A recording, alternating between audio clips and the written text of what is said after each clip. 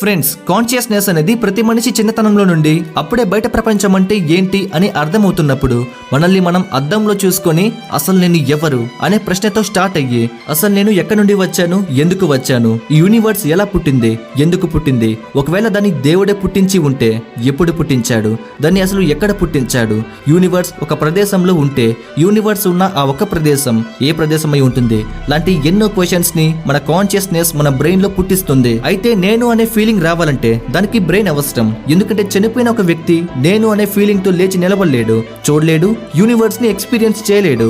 ఎందుకంటే అతని బ్రెయిన్ పనిచేయదు. కాబట్టి కేవలం బ్రతికి ఉన్న ఒక మనిషి మాత్రమే నేను అనే ఫీలింగ్ ని అనుభూతి చెందగలడు. సో నేను అనే ఫీలింగ్ అనేది బ్రెయిన్ నుండి వస్తుంది అని మనం అనుకోవచ్చా అంటే అలా కూడా అనుకోలేం. ఎందుకంటే ఇప్పటి వరకు అసలు కాన్షియస్నెస్ అనేది బ్రెయిన్ నుండి వస్తుంది అని చెప్పడానికి సైన్స్ ఎలాంటి ఆధారాలను చూపించలేకపోయింది. కోమాలోకి వెళ్లిన వ్యక్తి కానీ, బ్రెయిన్ డెడ్ అయిన వ్యక్తి కానీ బ్రెయిన్ పని చేయకపోయినా సరే బాడీ మాత్రం పనిచేస్తుంది.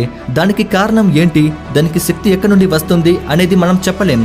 కాబట్టి నిజమైన కాన్షియస్నెస్ అనేది ఎలా క్రియేట్ చేయబడుతుంది అని సైంటిస్టులు, ఫిలాసఫర్లు వందల సంవత్సరాలుగా దీని గురించి డిబేట్ చేస్తూనే ఉన్నారు.